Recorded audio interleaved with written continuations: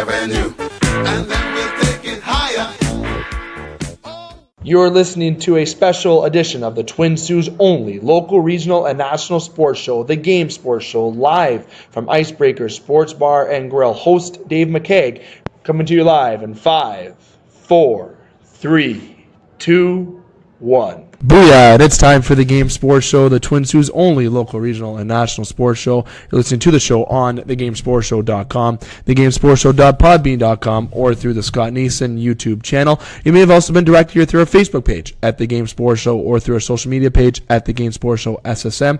Either way, we're very happy that you're able to join us here tonight for our February the 5th, 2019 edition of The Game Sports Show. We're here live at Icebreakers Sports Bar and Grill upstairs here at the John Rhodes Community Centre. And it's always a great time up here at the John Rhodes Community Centre and also at Icebreaker Sports Bar and Grill. And if you're at the John Rhodes, if it's for hockey, if it's for gymnastics, if it's for swimming, just make sure you come on veer to this Icebreaker Sports Bar and Grill, and then you can have some great beverages and some great food and some great entertainment while you babysit your kid, while you're getting off the ice after a workout, whatever it may be. Make Icebreakers a part of your night. And as I mentioned at the top, you're making us a part of your night here.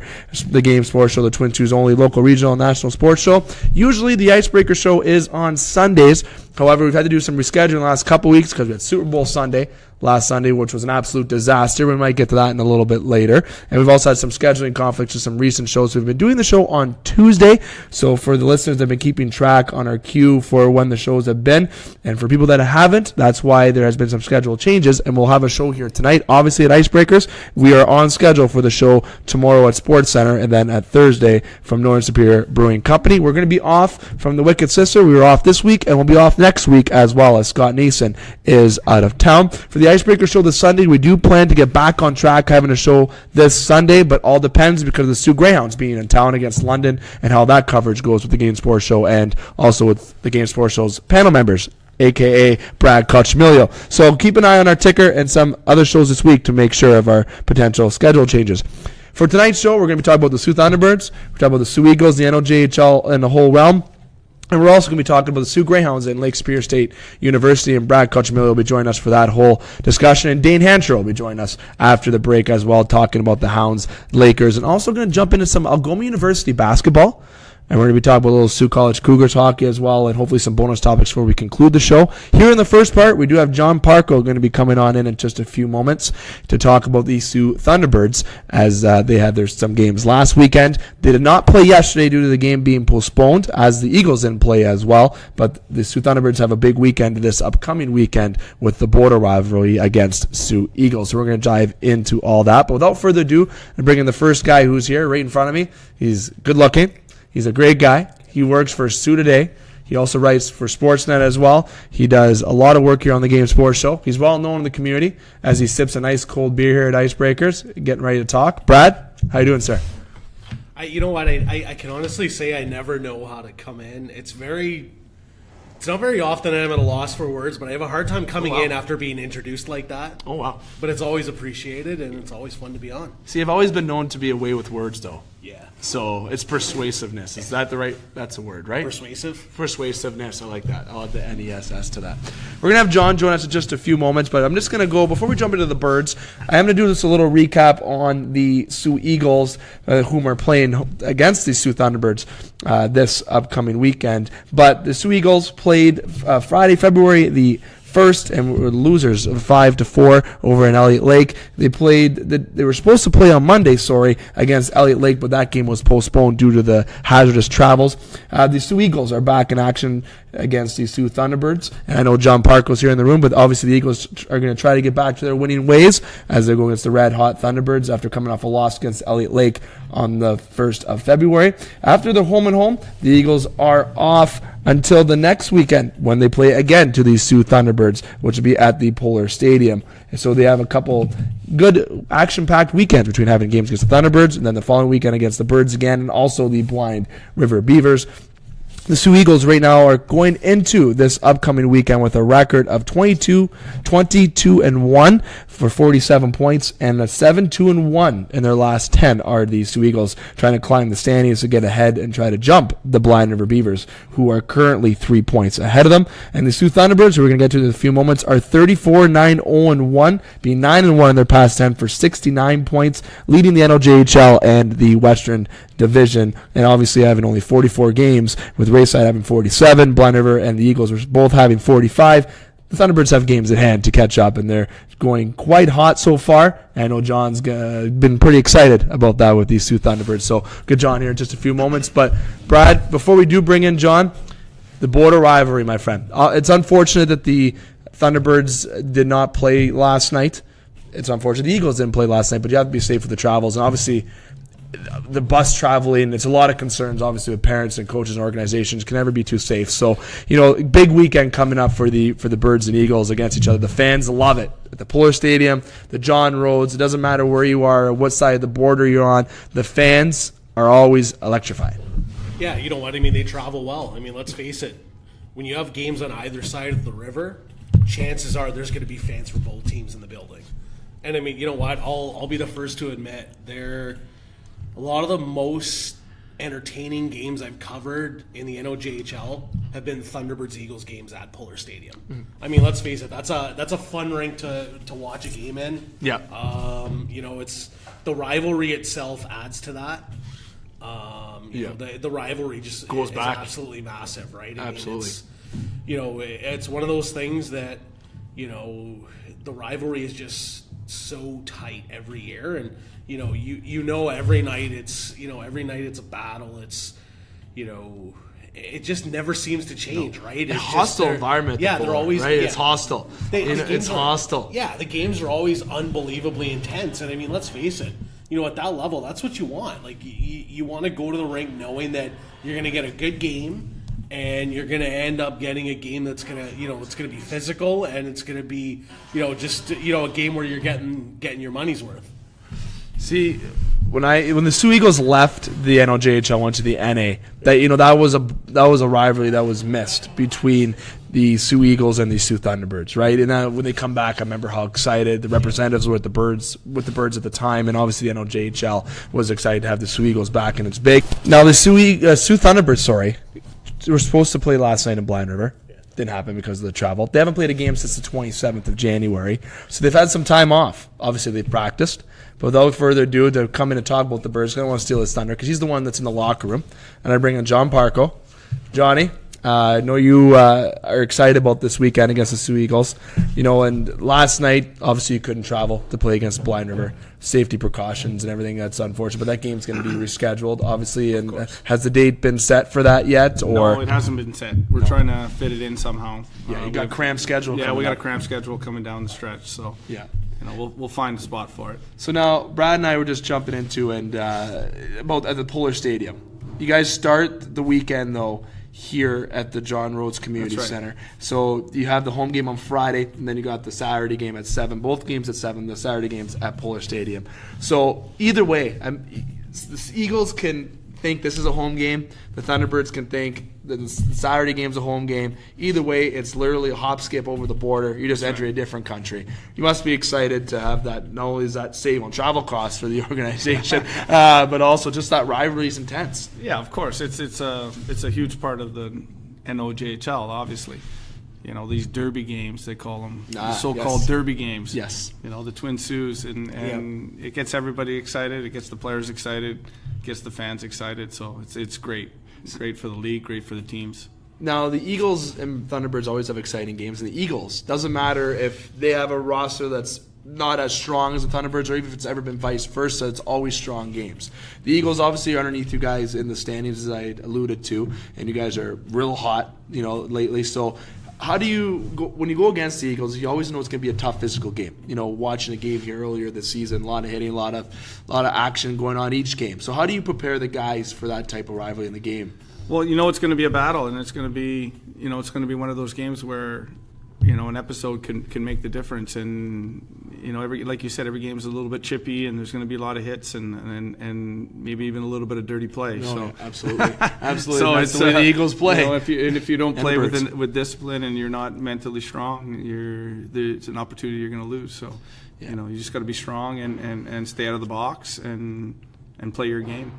See, the Eagles play the Thunderbirds very strong. They have. What do you think that they do against you guys that has been pretty good to play and contend with you guys in the rink? You guys are a very fast team. It seems when they watch, they're a quick team as well. But what are some things you have to watch out for? You know what? They always have. They've got some really nice players also. So, it's in any sport, there's really not that much of a difference between one team and another. No. And, you get into any particular game where there's a team, you start losing battles and the other team's hungrier and works harder, there's a chance you're going to lose. See, and there's a lot of parity is the word I want to go for in the league. I think I know you have, obviously, French River 13 and 32 this year, but you know what?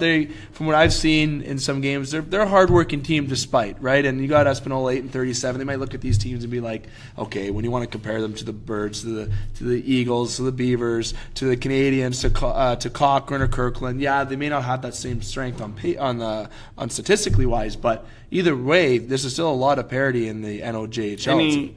Any team can lose to any other team any given night. So, if you're not ready, you're going to lose. Yeah, it's just that simple.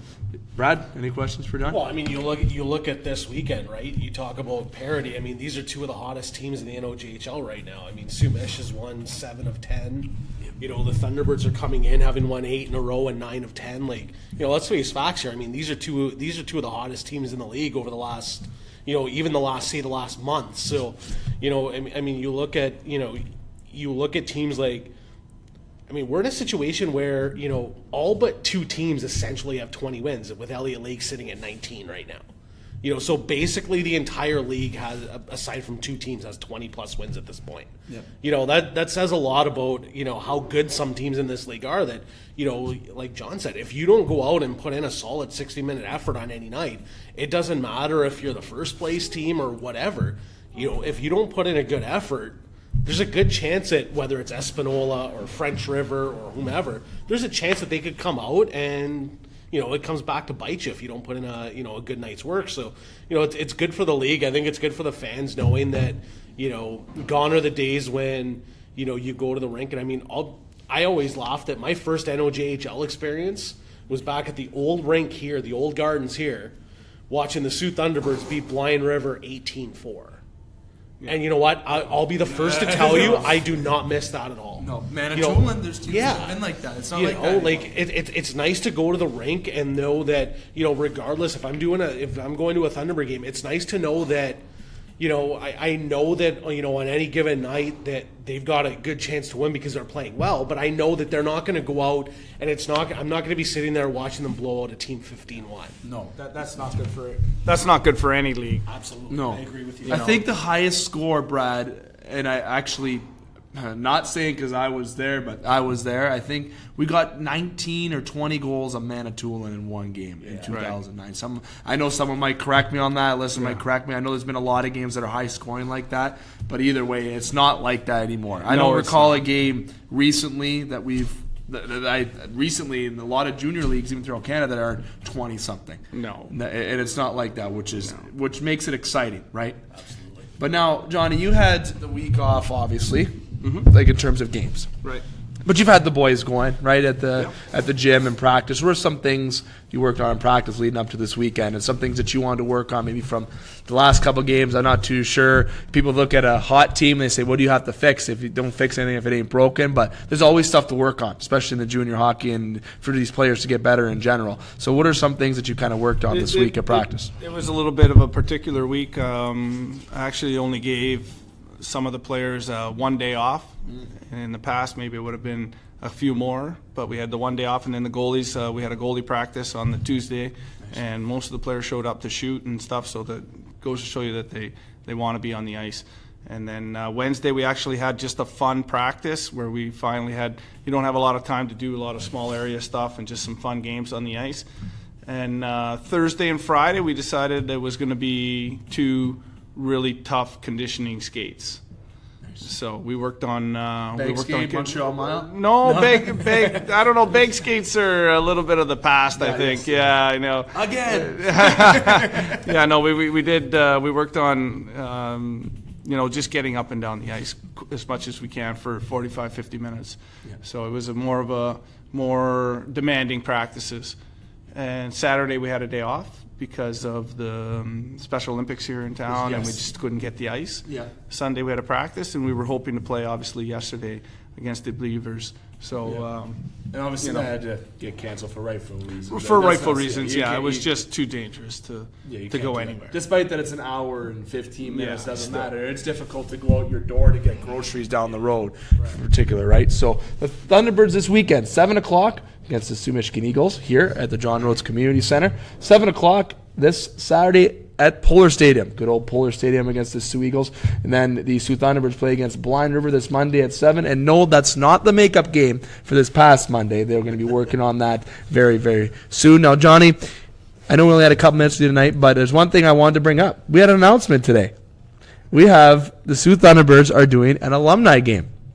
Now, before I read the post from the Soo Thunderbirds that I'm going to publish that we shared here on the Game Sports Show, alumni game. You and I were talking before we came up here. I was thinking older. More details are going to be released by Trevor Zachary. I don't want to spoil too much information, but there's been a lot of rumors if it's going to be the current team against the older team. And based on the post today, we've learned that we're going to be having an alumni game prior to your last regular season game. So that kind of spoils who we're going to be playing against almost, but obviously some exciting stuff coming around the corner event-wise, as that's from what I can recall, and Brad, you can back me up on this or not, but the most recent, I can't remember an alumni game that's happened with these Soo Thunderbirds. I think this might be the first alumni game that I can recall, which is definitely surprising.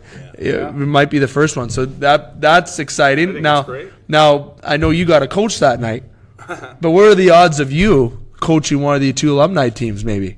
You think that's bad? You know what? They throw it at me. You know what? We could probably arrange that. I think it's great. I think, the more I really hope that we get a really good showing and as many players come out as possible. Come down to the rink, have a couple, play some hockey amongst, Thunderbirds alumni. Yep. Stick around after, watch a T-Bird game. Yep. Maybe a lot of them haven't really followed it that much over the last couple of years. Who knows? Yeah. And stick around, watch a game, have a social, and make it a good night. See now, Brad, and I know Dane might get a chuckle in the background here. Jerry Patingolo, who actually is the only player to have his number. Well, obviously we honored Michael Doan last year, so we only position a forward player to have his number retired, number 9, is unlikely to play, from what I understand, due to being out of town, so that's kind of heartbreaking. But we don't know, that might be getting changed, but there's a lot of players that could participate in this that I've already reached out to, James Allaire being one. I'm hoping that we have Anthony Miller confirm, who said that he wants to, who's one of the guys to break Jerry Patingolo's record. We know Joey Miller, who's currently on the Soo Thunderbird staff, is already in the gym. Already starting to work out. There's a lot of guys that are going to be playing, so it's definitely going to be exciting. So hopefully the alumni and those of you who are listening to the show, don't hesitate to reach out to myself, reach out to John. You can reach out to anyone on the show if you like. But also if you go to the Soo Thunderbirds Facebook page, the post says, quote unquote, save the date, the Soo Thunderbirds alumni. We're announcing a Soo Thunderbirds alumni game and social for any former Soo Thunderbird players. The game or games, depending on the amount of alumni that we have. And I would love to see all the alumni come on in. And guys, I'm giving shout outs to some of the older Thunderbirds like Nick Minardi, Trevor McNutt, Ryan Dubé. There's Kevin Michael Kavich. There's John Kleinhans. I can go on for days. Travis O'Brien. There's a lot of guys out there that have played on this team. So make sure you come out, depending on what it is. It'll be Saturday, March the 2nd. It'll be at 3:30 p.m. at the John Rhodes 2 prior to the last regular season game, as we mentioned. The team will also host a social following the game, as John already touched on, and during the game. You can contact Trevor at sales@SooThunderbirds.com for registration information. Will be a great night celebrating 20 years of Soo Thunderbirds. Please share quotes. Close there. So follow the Soo Thunderbirds on Facebook. Also follow the Game Sports Show on Facebook to get all the details, and it'll be a fun night for sure. Definitely, I've been playing. There's a lot of guys that still play. I've been going to the gym, so I know I'm going to get in shape. I want to see some of these alumni come on down. I know this is a game, Brad, that I won't get traded from. It's a first time forever. I know that when I put on that jersey, that I don't have to worry about not being in the lineup. I don't know what round, if we're going to be doing drafts. I'm very excited to see how the rosters pan out, depending on how many guys we get. But at least I know I won't be getting traded. Unless I get drafted if they do captains, because the rumors are I might do 2 captains. Maybe the captain's going to trade me to the other team just to be a joke. And let's face facts. That would be, in your case, that would be pretty fitting. That would be pretty fitting. The only way that would be more fitting is if somehow you got traded to Blind River. Yeah. And then Blind River realized on March the 2nd, so I'll pull up their schedule here that you guys play. But you have, doing that event is, I think, huge, because it gives the appreciation to the alumni, and we have such a strong alumni here in Sault Ste. Marie, let alone also the Soo Thunderbirds. But the second, you play the Soo Eagles. Oh, Jesus. So you played there? I did play there. Oh, Jesus. So I started in Blind River. That would be something new. Started in Blind River, got traded to the Birds at the deadline, something like that year. I like how he's looking at me. You know my whole hockey history. You were involved in the deal. I actually got traded. I got traded back to Blind River for myself. That's a fact. Johnny McDonald. That's a fact. And then the only Major League Baseball player. It's good. So I can even play for the Eagles and the alumni side if you want to throw that there. But no, it's definitely an exciting game. Again, that is March the 2nd. We're going to be doing one. And Johnny, you guys play this weekend. I want to say good luck to you guys this weekend, and thanks for coming on by the Game Sports Show. And you're wearing a Lakers sweater there. Supporting the Lakers. I will always support the Lakers. Definitely. I enjoyed my time 2 seasons ago as their conditioning coach. I was there quite a bit. And, you must like what's going on this year. Oh, I there. really like what's going on. Yeah. I'm so happy for so many people that are involved in that organization. Yeah. For Damon and for obviously for guys like Cuglietta and Terrell and Sackelman and guys that have really stuck it out over the years. That they've had some down times, seasons, some and you know times. what? And BMAC, Brendan McKay, awesome. Yep. Good to see him doing well as well. So many of the players that have been there for the last 2 or 3 years, and it's good that they're having some success. They're craving a successful club there in Sault, Michigan, and here in Sault, Ontario. We're big supporters and fans of Lakers and NCAA hockey, so it's great to see them do well. And Brad and I are going to talk about the Lakers, along with Dane Hanchrow, who's going to join us after our first break, and we're going to talk about Soo Greyhounds and some more local news when we come back here on the Twin Sault's only local, regional, and national sports show. I want to give another shout-out to Brian Greco, saying congratulations on winning our Like giveaway contest. He won a $25 gift certificate to Northern Superior. He won 2 certificates to Sports Center Bar and Grill, that being a free large pizza and 20 wings as well, along with a $30 skate sharpening card at the Superior Pro Shop, a Team Canada toque, and also 2 Greyhound tickets to a game of his choosing, courtesy of the Game Sports Show. So all he did was hit like on the Facebook page, got entered into the live Facebook draw, and won. So make sure you keep an eye on our Facebook page and social media pages. Like the page if you have it, and don't be a fool and not like it, because all you got to do is hit like or follow directions on sharing, and you get entered in to win a contest and win a great prize like that. The next prize, I got to tell you, I think actually tops that prize. Thanks to all of our sponsors for that next one. But make sure you follow us here on the Game Sports Show to keep tabs on the contest giveaways. We're going to take a quick break here. We'll come back. Brad will be coming on here. Dane will be joining me here as well here on the Game Sports Show. I want to say thanks to John again for coming on by. Listening to the Game Sports Show. Don't go anywhere. The Game Sports Show is pleased to shout out a partner, additional home, and sponsor to Northern Superior Brewing Company, located on 50 Pym Street in Sault Ste. Marie, Ontario. Northern Superior Brewing Company having a strong presence locally with many beers to offer. With much involvement in the community of Sault Ste. Marie, Northern has a sport and friendly-like atmosphere within its tap room, and during the summer months, it is a must to visit Pier 55 to enjoy some delicious food, amazing view of the water, and view of the Bush Pulling Museum, right on the cusp of the Hub Trail, and of course, all of that down with a delicious brew from Northern Superior. Northern Superior Brewing Company. It's a northern thing. The Game Sports Show would like to thank an additional sponsor and special edition home to the game, Silver Creek Golf Course, located on 104 Bellow Lake Road, Garden River, Ontario. And also shout out thank you to Silver Creek GM Jamie Henderson. Silver Creek Golf Course has many specials to offer for 18 holes, 9 holes, and even Twilight Deal specials. It does not matter what your level of golf game is, it is a must to enjoy the scenic course, memorable experiences that Silver Golf Course offers. Silver Creek also also offers a Thursday wing night for you to enjoy food after a stellar time on the course. You can book your tee time by phone or online at golfsilvercreek.com. Silver Creek Golf Course, where all are welcome to play. The Game Sports Show would like to thank an additional sponsor and additional home to the Game Sports Show, Sports Center Bar and Grill. Sports Center Bar and Grill, located on 624 Wellington Street West, Sault Ste. Marie, Ontario. Sports Center rated top sports bar for the second year in a row. At Sports Center, enjoy their famous 75-cent wing night along with delicious Molson products on tap, along with a great atmosphere and other great food options available as well. Sports Center Bar and Grill, the Sioux's best sports bar. Welcome back to the Game Sports Show, the Twin Sault's only local, regional, and national sports show. You listen to the show on thegamesportshow.com, thegamesportshow.podbean.com, or through the Scott Nason YouTube channel. And may have also been directed here through one of our social media pages. Either way, we're very thankful that you're able to join us here tonight. Now we're continuing our show here at Icebreakers Sports Bar and Grill, here upstairs at the John Rhodes Community Centre. And it's an action-packed show here, as always, covering local sports here on the Icebreakers edition of the Game Sports Show. And we're going to be jumping into some bonus topics near the conclusion of the show, as well as it was a big day in Toronto Maple Leaf land, especially. But we'll be jumping into that more on our Thursday edition, but we'll give a little teaser of that going here on the show before we conclude. Without further ado, I'm going to bring in Dane Hanchrow. Before I bring back Brad, Dane, join us on a Tuesday, which is also considered a Sunday show here at Icebreakers. But join us here. How you doing, my friend? Doing wonderful. Basically just came to see Brad tonight. Wow. It's been a while. You don't miss me. No. We see each other enough. I think this is the first show we've been on since Boston Pizza. Since Together, you two together. We haven't done a show. We haven't done a show together in a long time. It's been a while. Yeah, it's been a while. That's why tonight we're gonna give some of the bonus topics to you, Dane and Brad. We're gonna let you two have the bonus topics. Producer Ghost, myself, Scott have nothing to do with the bonus topics unless it includes Auston Matthews. I'm bringing that one to the table later for sure. Spoiler. But Dane, you're here to talk about some local hockey. We're going to continue our show. We've already talked about the Soo Thunderbirds and the Soo Eagles and the NOJHL. We had John Parco come by. Once again, thanks to Johnny for taking time to come on by here at Icebreakers Sports Bar and Grill. And make sure you like the Thunderbirds on Facebook, because you want to make sure you keep a tab on the Thunderbirds, yes, but also you want to keep an eye on that alumni game date release March the 2nd. Also, follow the Soo Eagles official page as well. Dane, Lake State, Brad, Lake State, going to both of you for this. Brad, you first.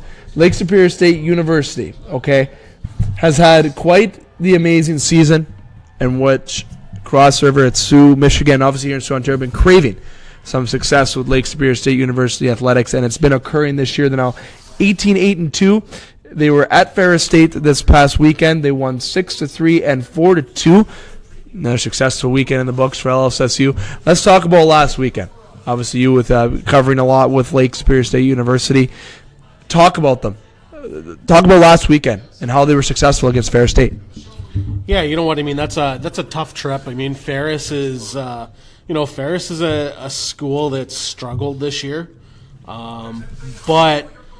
You know, if you're the Lakers, and we talked about this during the NOJHL segment, I mean, if you're the Lakers, you can't go in and take Ferris lightly, or they're going to knock you off. I mean, it's Division I college hockey for a reason. And, for them, it's about going out and winning the games you should win, and that's one that they should have gone out and won. That's a weekend that they should have gone out and swept. And the big thing for them going forward is the fact that, I mean, they're sitting in third in the WCHA standings right now, and they've got a legit shot because they're only 2 points behind Bowling Green, who sits in second. They've got a legit shot to pass Bowling Green. I haven't looked ahead to see what Bowling Green's schedule is like, but Lake State's got home series against Michigan Tech coming up 2 weeks from now. On the road against Northern Mich, and then finishes the year at home against Ferris State.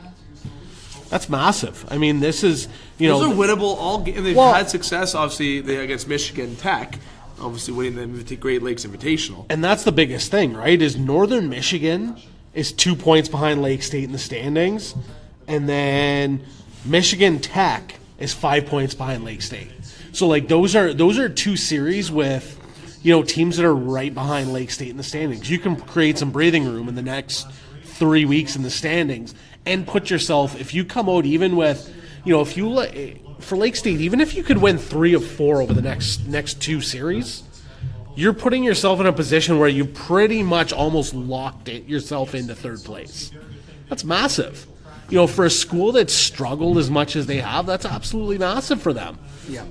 It's with the way they've played this year, it's certainly doable. I mean, this is a team that scores a ton of goals. And that's been the biggest thing is, their goals against, is a little high, but I mean, this is a team that, they've been able to outscore teams this year. It's massive. And I can't remember the last time I've seen a Laker team with this much excitement this late in the year. And I can't recall that either, Brad. Likewise, I think we're seeing a very, very exciting hockey team right now that has a chance to bring a lot of success here. So, Dane, Lake Superior State.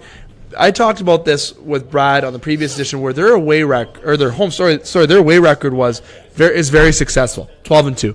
Their home record, 4-6-2, has been a record that we felt going deep into the concluding of the season and getting into the playoffs and everything of such that you want to change, right? So I want to ask you about their home record and their away record, which your side of what you think it is, and also just some intake on what you feel about Lake Superior State and how they're doing right now.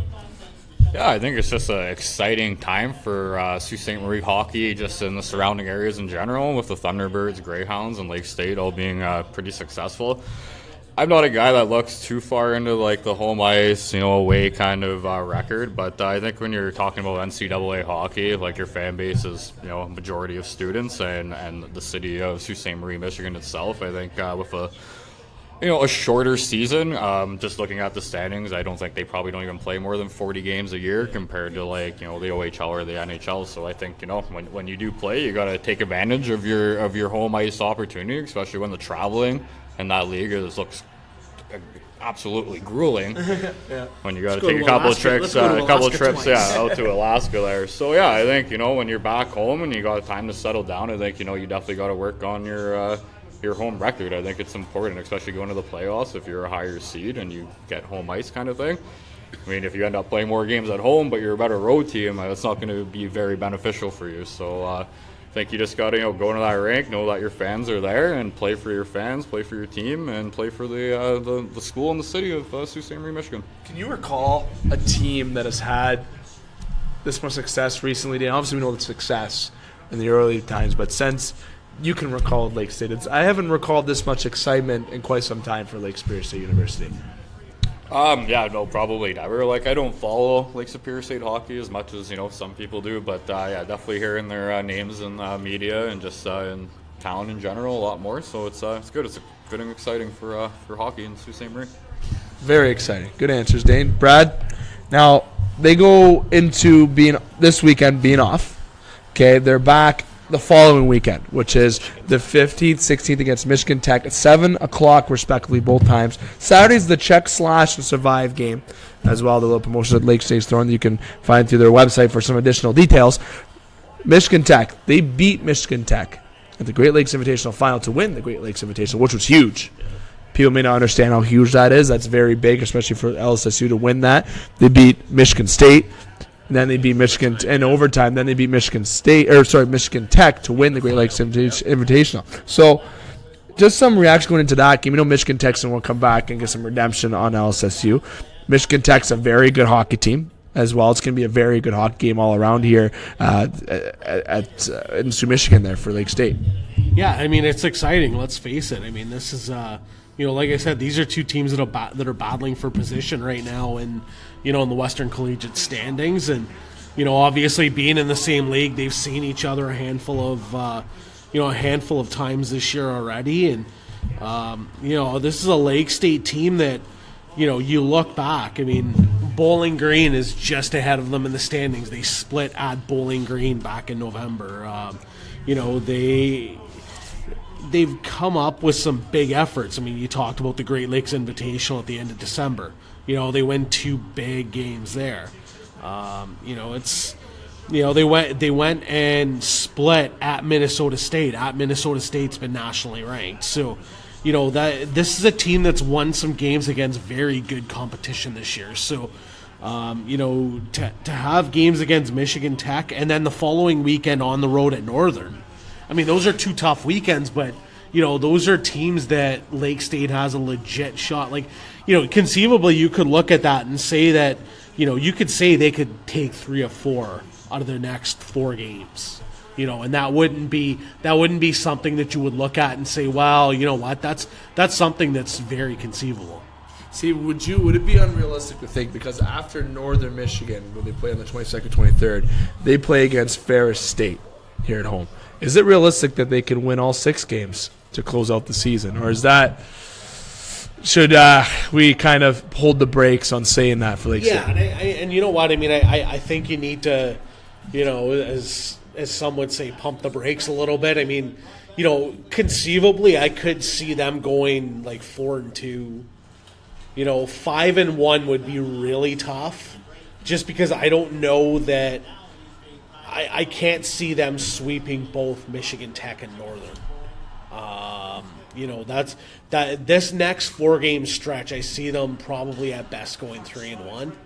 Which is still massive. Like it's distinctly possible that they could finish the year winning 5 of 6, which is awesome. Which is massive. Yeah. You stay under 10 losses for the season. Well, that's just it. Regulation. And that means that you've won 3 of 4 against the teams immediately behind you in the standings. I haven't looked to see what Bowling Green's schedule is, because Bowling Green is just ahead of Lake State in the standings too. That's big as well. I mean, you're looking at all of a sudden you're looking at a big change in terms of who you're playing in round 1 in the playoffs.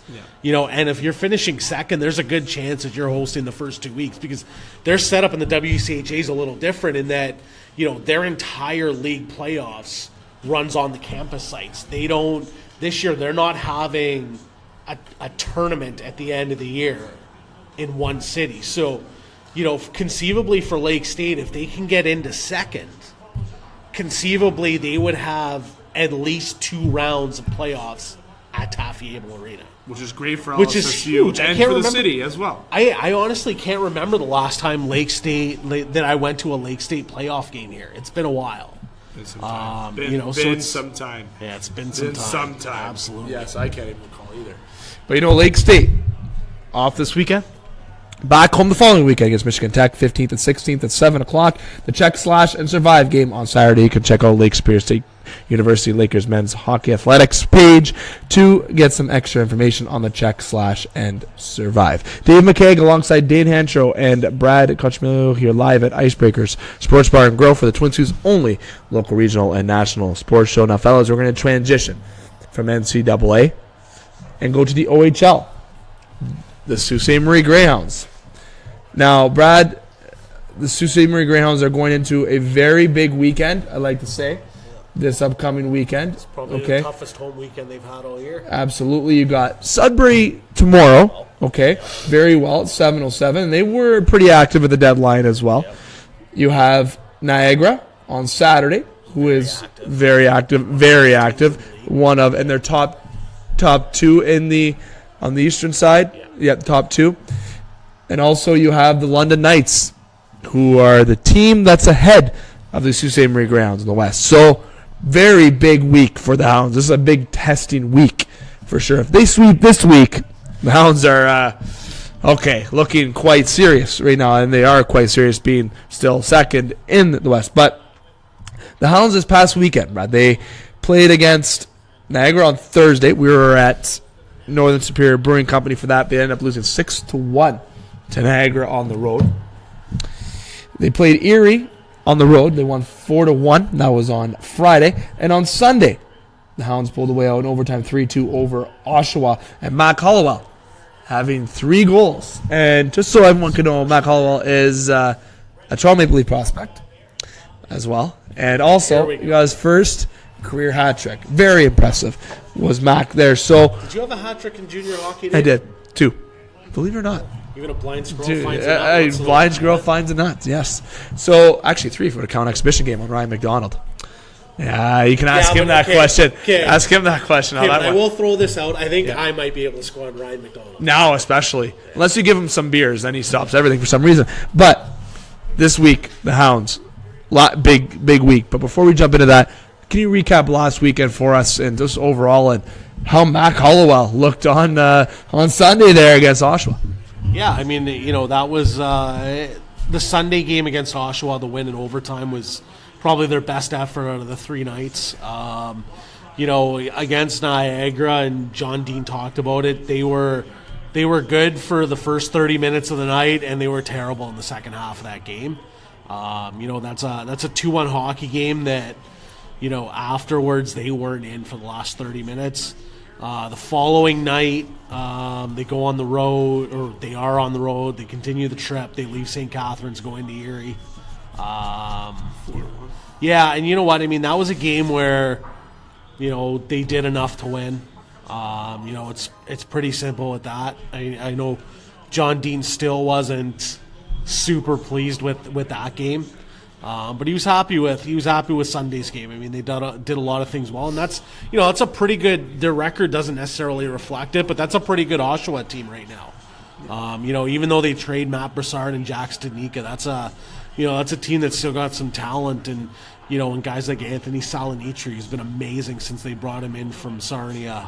Sarah Noel, who's a high-end NHL prospect, has been really good. So, it's a good Oshawa team. That was a big win, and obviously it was massive for them to finish the weekend off on a good note going into, what might conceivably be the toughest homestand, the toughest 3-game stretch they've had at home all year. See, obviously, Soo of Cole McKay had a good week, especially against Erie, being named one of the stars. Matt Hollowell had a hat trick, as we mentioned, 17th, 18th, and 19th goal in the season for Matt Hollowell. Now, when defensemen getting those kind of numbers there, Dane, doesn't matter if it's the OHL, any kind of junior league, or the NHL, it's obviously really impressive, and he's definitely grown a lot as a player, it seems. And with Matt getting that hat trick as his first one's great. Obviously, you have Morgan Frost and Barrett Hayton who got in on that third goal of his. This Hound team, deep through in the forwards, defense, having Villalta net, they have a team that could repeat what they did last year, if not go further, don't you think? Yeah, absolutely. They got a lot of the same guys back in the CHL top 10 rankings. We've got pretty used to being in those rankings the past couple of years, and something has to give eventually for the Greyhounds. We've been so close the past couple of years, and we've had really good hockey teams. And I know last year seemed like the year for us, but maybe this is the year for us. I mean, we're playing really good hockey. Obviously, that big hump in the London Knights we're going to have to get past in the playoffs eventually. Saginaw, good teams that we're going to have to get through. And I think the biggest thing for the Greyhounds is just try to finish the season strong, get some good confidence going into the playoffs, and take every opponent seriously. Yeah, that's especially didn't have success against Flint this year. Yes. So far as those are some wins that I'm sure they would like to have back. Now, Dane, I'm going to jump into this week. Sudbury, big. They are third over there in the Eastern. You have Niagara, who's second over in the East. You have London, who's first. Those are some tough competition. They got some Soo. They've got the Pelons there on Sudbury as well, who love coming home to Soo, Ontario to play, let me tell you. But starting with Sudbury, it has to start. The Hounds have to have Wednesday start the week strong. You go against Niagara, you have that momentum. And then Sunday, the key thing is to be smart in that game against London. That's your third game in 5 days, essentially. So and London is not obviously a joke. That's why they're top in the West. So going through those 3 games, big test for the Hounds. The hardest game, I think, is obviously going to be Sunday, and that's the last game of the stretch. What can the Hounds do you think, from your end, to be 100% each game, and how important is it to get that first win this week, just have momentum going into the weekend? Well, as they say, take it game by game there. I think that's the biggest thing. You're really going to kind of see what kind of team the Greyhounds are. I think in this 3-game stretch, I think they're playing really good quality teams. And like I said, it's a big confidence builder, if they can get that sweep. Especially capping it off against London in Game 3. I feel like that would be a pretty good feeling, going into the, the final leg of the season of the playoffs. How close are they to London in the standings? Like 6 points. So that's 2 massive points. If they can get the home ice in the West, then I think that would be a pretty big deal for the Greyhounds. We got good fans in Sault Ste. Marie, and we cheer hard, and I think we give them good momentum. So yeah, I think the biggest thing is just take it game by game. If you lose one of them, just move on to the next game. Focus, do what you got to do against that team, and let's go Hounds. See, the Hounds in the regular season, I want to say one thing about the fans. I'd like to see a bit more live in there, to be honest. In the regular season, the playoffs last year was pretty buzzing. The community was just buzzing, Brad. And obviously this year, they're 6 points behind London right now. Saginaw is 4 points behind the Hounds.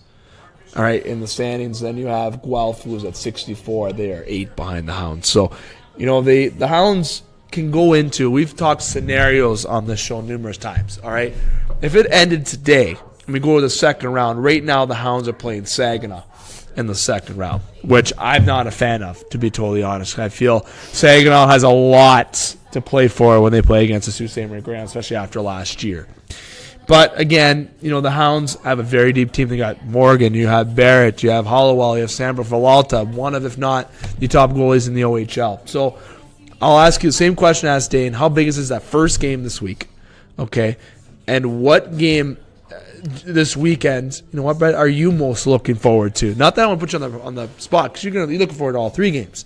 But which one is the game that is the real test for the Hounds? The one that's really going to see what really makes or breaks kind of the Hounds, where they fit against these other 3 powerhouse teams.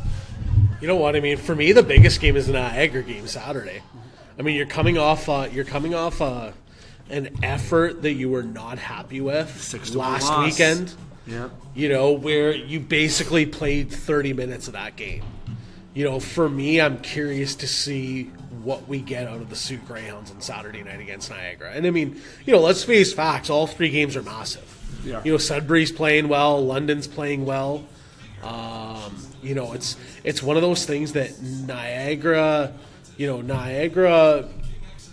just looked better Thursday. And, again, for the Greyhounds have had success against London. They beat London twice in London already this year. So we know that's a situation where, it's going to be a tough position being, the third game of the weekend, second game in, basically less than 24 hours. That's going to be a tough one. But I'm curious to see, obviously getting off to a good start against Sudbury is going to be huge. Getting the home stand off to a good start will be big. Yeah. I want to see how they react Saturday night against Niagara. And, we saw them play with Niagara for a half of the game. Does Villalta play all 3? I feel like he does. I really do. Because he's going in, he's going to have 2 days off after the Sudbury game. True. You know what I mean? It's they're back-to-back's not like the NHL. Yeah, and it's that's the thing. I mean, it's different because they're playing on home ice too, right? You don't have to factor in travel. True. It's basically he's going to leave the rink, go sleep in his own bed. I wouldn't be shocked if Matt Villalta started all 3 games. I couldn't agree more, Brad. Definitely big week and weekend coming up for sure. That is 7:07 tomorrow against Sudbury Wolves, the GFL Memorial Gardens. They play Saturday as well, 7:07 against Niagara. Then they play Sunday against the London Knights. At 2:07, the Game Sports Show. Be on hand for all 3. In particular, we'll have the whole crew on Sunday there for that London game. So don't hesitate to come over and say hi to all of us. And if you feel like taking a picture, you don't have to. Just so you know. But you know what? You can mention us, and we might be able to maybe get you on the show if you want to come on the show, or if you want to be a part of our next contest, you come up to us. We can explain our next contest and get you a like our social media pages so you can keep in touch with that. And also to come out and support the Soo Greyhounds as they continue their trend, as the path to the playoffs is nearing. The playoffs literally around the corner. Now, Dave McCaig here live at Icebreakers Sports Bar and Grill with Brad and Dane. We'll take a quick break. We'll come back. We've got the 5-minute rush, I'm going to call it. Producer Ghosts have given us a challenge for 5 minutes to talk about a few bonus topics. I've told them I think I might go for 10, but either way, we're going to try to aim it for 5 minutes to talk some bonus talk with Auston Matthews signing today in Toronto, and also to get some thoughts about the Algoma University basketball this weekend as well. Brad will get us chimed in on that, and I'll give you a reminder about the Soo College Cougars hockey team schedule before we conclude the show as well. Don't go anywhere. Listen to the Twin Sault's only local, regional, and national sports show. Be right back. The Game Sports Show is pleased to shout out a partner, additional home, and sponsor to Northern Superior Brewing Company, located on 50 Pym Street in Sault Ste. Marie, Ontario. Northern Superior Brewing Company having a strong presence locally with many beers to offer. With much involvement in the community of Sault Ste. Marie, Northern has a sport and friendly-like atmosphere within its tap room, and during the summer months, it is a must to visit Pier 55 to enjoy some delicious food, amazing view of the water, and view of the Bush Pulling Museum right on the cusp of the Hub Trail, and of course, all of that down with a delicious brew from Northern Superior. Northern Superior Brewing Company. It's a Northern thing. Get wicked at the Wicked Sister. You'll find the best tasting food for the whole family. Start off with some appetizers like the crab dip, served with warm non-bread strips and soft pretzel bites, or their antibiotic and hormone-free boneless chicken wings with 5 choices of sauces. Entrees include the barbecue pulled pork sandwich, the #1 selling drunken cow burger, or Philly cheesesteaks, and they're on special all day Thursdays. The Wicked Sister also offers a gluten-free menu and catering. Bring the whole family. The Wicked Sister, downtown Ashman Street, open 7 days a week. The Game Sports Show would like to thank a list of additional sponsors. North Shore Sports and Auto, new location located on 647 McDonald Avenue, Sault Ste. Marie. A family-owned and operated business with doing business in Sault Ste. Marie for over 10 years. Loads of products available for your enjoyment for all seasons. North Shore Sports and Auto, we understand the importance of quality service and products, and we work hard to ensure that all customers have a positive experience before and after each and every sale. North Shore Sports and Auto, meeting all of your new and pre-owned equipment needs. Special thanks to Salon. The Salon, located on 589 2nd Line East, Sault Ste. Marie, Ontario. Owned and operated by Mike Cuglietta. Book your appointment today at 705-941-9191 or via online at https://thesalonsoo.as.me-. The Salon, making the Soo beautiful, one haircut at a time. As well as a shout out to the Soo Pee Wee Pro Shop. The Soo Pee Wee Pro Shop, located inside the Community First Credit Union Soo Pee Wee Arena on 285 Northern Avenue East, Sault Ste. Marie, Ontario. Owned and operated by Jeremy Paquin and ran by Larry Monroe. Superior Pro Shop for over 40 years meet all of your skate sharpening, skate repair, and hockey needs. Also to Discover the Canvas. Discover the Canvas, located on 317 Wellington Street West, Sault Ste. Marie, Ontario. A beautiful new renovated building owned and operated by expert artist and Sioux native Katrina Thibodeau. Katrina taking her talents of the ink in Sault Ste. Marie and truly creating the best and most realistic art locally. Call Katrina today at 705-450-8099 or email her at discoverthecanvas@gmail.com to book your tattoo or consultation today. Welcome back to the Game Sports Show. Yours truly, David McCaig, alongside the one and only Brad Coccimiglio, and I guess the one and only Dane Hanchrow as well. But, fellas, we're in our third part of the show. We've had an action-packed show as always. As per Dane's request, we're starting with our bonus topic first. And our bonus topic is, as we all agreed on, and it's the one that I was going to bring to the table, even though I said you guys can bring one to the table. We've agreed to which one it's going to be. Anyways, Auston Matthews signs a $11.634 million contract per year extension for 5 years. Now, fun fact, I will tell you that Matthews went first overall in 2016, and he's number 34. First off, if you want to really break down the contract, 11.634. Just saying. I don't know if that's a little number you want to bring out. Thank you, Tim and Sid, for that one. Just saying that wasn't all me. Can't take credit for that, Brad. But I knew you weren't quite. It wasn't like that. If you said 8.7 like Crosby, then I can catch on to that. But the Matthews one, a little bit more complex there. So, Dane, I'll go to you first because you're the one that said you wanted to start off with this. We'll go to Brad, then we'll go to me, and then we'll go back to Brad to conclude on some Algoma University basketball discussion there. Then I'll conclude with some Soo College Cougars reminders. Dane, talk about Auston Matthews. The guy signs a 5-year extension. You and I talked 3 years ago, and you can listen to that show of the Game Sports Show through our Podomatic page at the time. And it actually wasn't called the Game Sports Show. It was called the Mr. Electric Avenue segment then. It was a 3.5-hour show that we had. What a shocking development that a show was that long. I said 10 mil. You said in between the range of close to McDavid. I said approximately $1 million under McDavid, and I think I'm very close to that. So either way, he's not getting 13 anyways, but he shouldn't be getting $13 million. Anyways, if that was the case, Toronto fans would be absolutely just pissed off right now. But your reaction about the signing and some thoughts?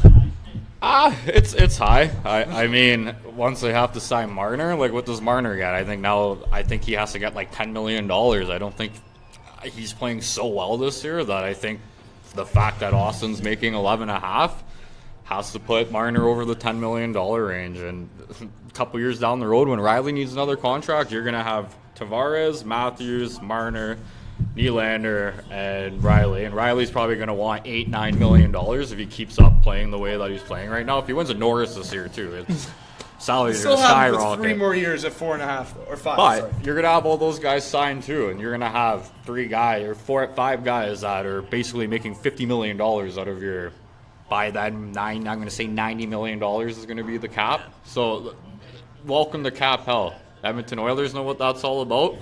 I mean, at least Toronto is actually signing good players to big contracts, not garbage players. Yeah, we don't need to go on an Oilers rant, but yeah, I mean, if he wasn't going to get it in Toronto, he was going to get it somewhere else, right? So I mean, I trust Dubas is going to. It's only 5 years. That's what I like. It is only 5 years. It's not like an 8.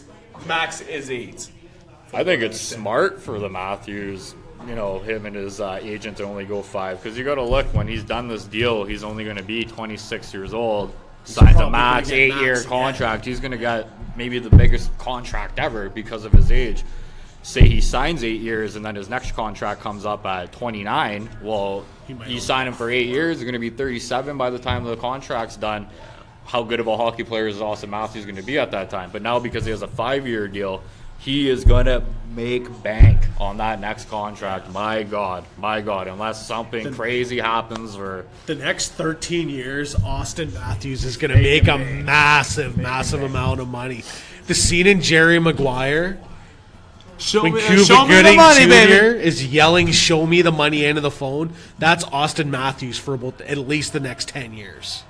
See, and I got to say, we're going to go back and forth with this, I think, but I thought 10, okay, and now, like you said, Marner. I don't know how they can justify that Marner can't get close to that, because Marner, I think, has been a better piece of that team. No offense, I think Marner, without Matthews, the team has been successful still.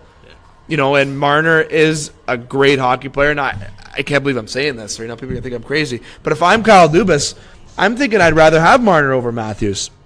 Sorry, I might be crazy saying that. I know it's a centerman wing, it's two different things, but the impact, I'm not saying that's going to happen, but Marner will resign. People are crazy to think that if they want to throw an offer sheet for $12 million at Marner and give 4 first-round picks, go nuts. And I hope it's the Red Wings, okay? I hope it's someone who is not going to be good, okay? I hope it's somebody who is not going to be successful, because it's going to give us first-round picks in the top 10 for the next 4 years on top of that. So it could have done the same for Matthews, but at the end of the day, you still have a contract with Marner where there's 10. Bob McKenzie released a roster potential the other day and had Nikita Zaitsev and Nylander and Marleau on it. Number one, Marleau's gone after next year at 6.2, so that's going to free up that.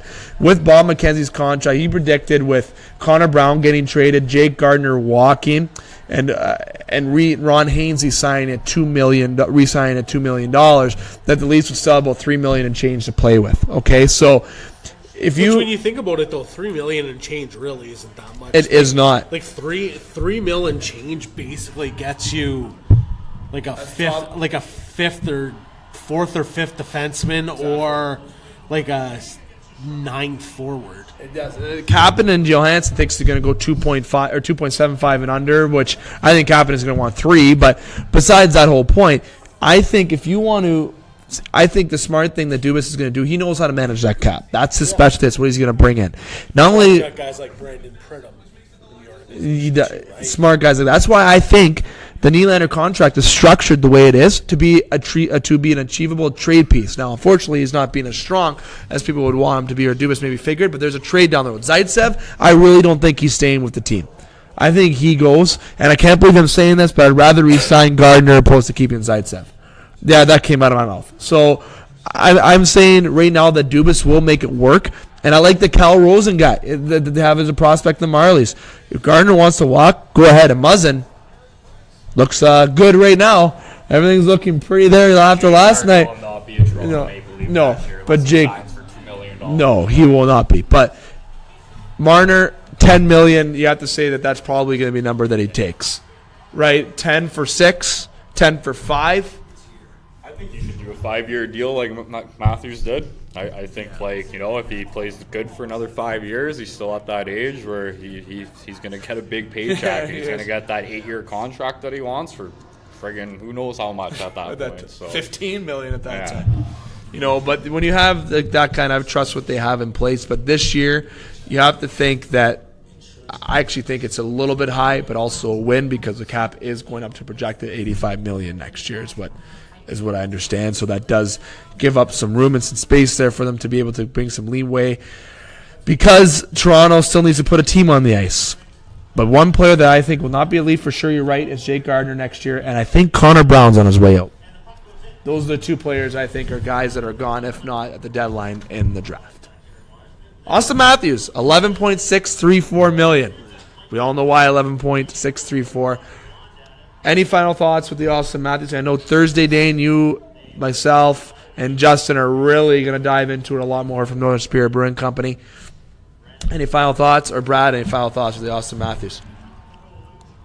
You know what, for me, and I mentioned this off air, looking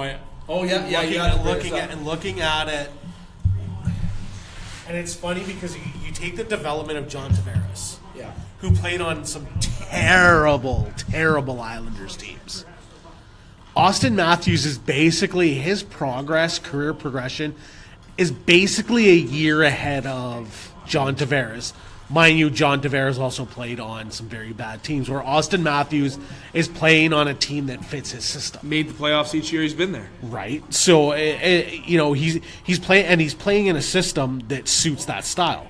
That's the Kyle Dubas specialty, is you plug guys in that fit your system. Now, John Tavares came out of his entry-level deal, as a former first overall pick, as a top player on a bad team. He was coming off, his entry-level deal ended off on an 80-point year. So a pretty good year on a bad team. Yeah. His first contract out of his entry-level deal was $5.5. The cap hit was $5.5 million. Now, I realize that's close to 10 years ago, but still, you're looking like to me, is Auston Matthews a better player than John Tavares? I would say it's close. Me personally, I would rather have John Tavares, but you're going to make an argument that for either guy. But when you look at the second contracts for both guys, is Auston Matthews at this point, even though his career progression is basically a year ahead of John Tavares, is Auston Matthews really essentially $6 million better than John Tavares? David is why his contract is what it is. Yeah. Through the media, through the league, through everything, and Matthews is not as good as McDavid. He's not worth as much as McDavid. But that comparison is being made from back-to-back first overall draft picks and, playing on the Team North America team together, all those comparisons, against each other in the World Juniors, comparisons. Playoffs or McDavid. And his agent used that to his advantage, and that was leverage. And that's as far as I'm going to go with that. I'm saying that is why Auston Matthews is making $11.5 million. Yeah. Good points, both of you. 100%. And I mean, I look at, I look at, and everyone's talking about Mitch Marner now. His agent, Damon Ferris, is a very, very smart man. Damon Ferris is a very, very smart man. He's pushing this over. He's pushing this to the end of the year because he's waiting to see what Auston Matthews' contract is going to be. And now they're in a position where, conceivably, if you're Mitch Marner and you're his agent, you could go in expecting $10 million. That's a good expectation. That's what he's Marner. getting 10. I don't think he gets more, but personally, I don't think he deserves $10 million, but he can go in and ask for $10 million based on what's going on the last 6 months. Yeah, he's been playing just good, if not better. Now, we can go with this over blue in the face. We're going to do more on Thursday. Myself, Dane, and Justin from Northern Superior. We got more points to get to. Like I said, we're above the 5 minutes. We're at 11 already, so we got to wrap this up as quick as we can. So, without further ado, I am going to wrap up one person who is going to step out while Brad and I conclude some more local news before we conclude tonight's show. Dane, I'm going to let you step out. Thanks for coming on by here tonight. Thursday from Northern Superior. Yeah, thanks for having me. Nice to see you, Brad. We'll have to have another reunion before I head up to Red Lake for the summer.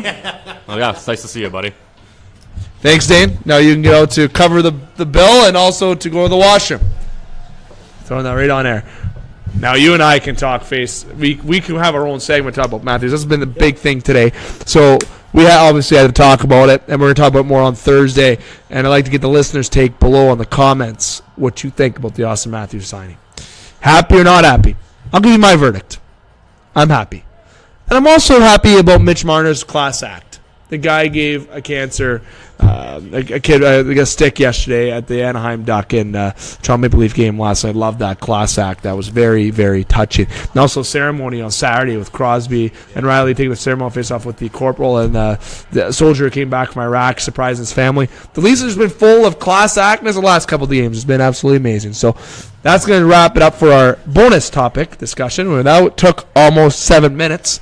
We're going to have almost basically a full half hour on it on Thursday. Brad, I want to go to the local end for a second. Before I hand over to you with the Algoma University, I do want to give just a quick shout-out to the Soo College Cougars, who obviously have been off for a little bit. They're back in action this weekend. They play Friday, which is the 8th, against Central Michigan. And then they play Saturday the 9th against Central Michigan. That's 10 o'clock, and then 4:30 for both those games. And then they're on the road the following weekend, which is next weekend, the 15th, 16th, against Davenport for times to be determined as well. You can check out the Soo College Cougars Athletic Men's Hockey website for that as Soo College gets back into the realm after being off for just almost a month as they go against Central Michigan this upcoming weekend on the road. Brad, last piece of local news to get up to. Algoma University basketball. You were involved this weekend. I'm giving you the floor here, my friend, to take us home here on the show here from Icebreakers Sports Bar and Grill. Yeah, I mean, it was it was a good weekend. Both teams split. Friday night against both nights they played the University of Guelph. Friday night the women won and the men lost a tight game. And then Saturday the men won and the women lost. Saturday the men lost and the women won. Friday it was the other way around. Throwing myself all over the place here. I mean, Saturday I was at both games. Saturday, women's game was real tight right through. And the men's game was basically, Guelph hit a pair of free throws with like 5 seconds left to win. It was a good ball game. For Algoma, I think the men have 5 wins at this point. So it's been they've had some tight wins this year. Both programs little by little are building and on the way up. So it'll be a tough finish to the year. It's like any sport, nothing's easy, and especially at that level, there's. The OUA basketball, for anyone who hasn't been out to see it, there's some good ball. It's some real good basketball. I've been to a couple games this year, and I haven't been disappointed. I watched Algoma win with 0.6 of a second left. The game against Guelph, the men's game against Guelph on Saturday, yeah, they lost in overtime, but that was a game that was tight right down to the wire. And I've been lucky to see games like that, but that's a group in a league that's a lot of fun to watch. That's both on the men's and women's side. They were wearing pink jerseys. Yeah, so it was their breast cancer awareness. Cancer awareness game. Yes. Yeah, it was their breast cancer awareness. Which is why I love seeing that. Yeah, for sure, and it's great. I mean, it's it's nice to see the teams in all sports. I mean, a lot of the local hockey teams do things like that. It's nice to see it branches out into the other sports as well. Yeah, definitely. Look at that, Brad, covering everything local. Not just you do everything. You do everything. Hockey, everything local here in Soo, Ontario. It's right to Soo Today, Sportsnet, and he's a panel member here on the Game Sports Show. Very lucky to have him on as he is a big part of this local segment here on Icebreakers Sports Bar and Grill. So, Brad, I'm going to sign you off here for the conclusion of the show. I want to thank you for coming on by tonight. I know you're a busy guy. Got you here tonight. We'll see how Sunday goes in terms of if we do the show here, how planned. Big weekend, especially for the Hounds. So I want listeners to be reminded that we might have the show on Tuesday again next week instead. But either way, tonight, Brad, that's where we are now. I want to say thank you for taking the time to come on by, as always, my friend. Hey, and it was nice to be reunited with Dane. Yeah. We're like Jeremy Roenick and Tony Amonte reunited, and it feels so good. Oh, Like that 90s reference. See? I like that. Not just a pretty face. You're not. And obviously Dane yelling still in the background, I guess. He didn't want to leave you. He just wanted to keep talking or keep yelling in the background. I like that.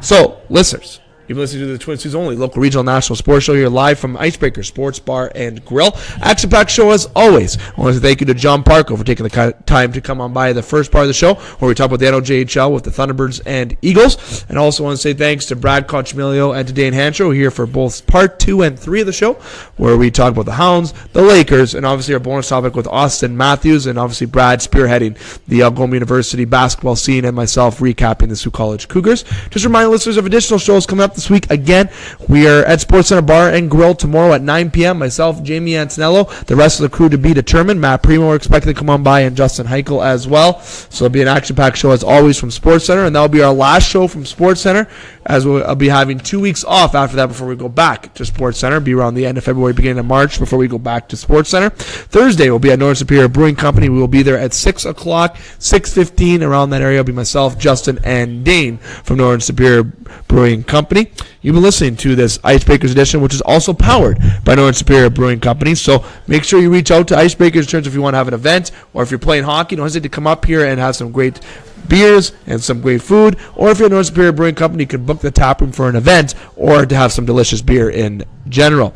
We'll be here at Icebreakers. We're planning to be here on Sunday. It is tentative and maybe rescheduled for Tuesday. And as I mentioned at the top of the show, we are off from the Wicked Sister this upcoming week as well.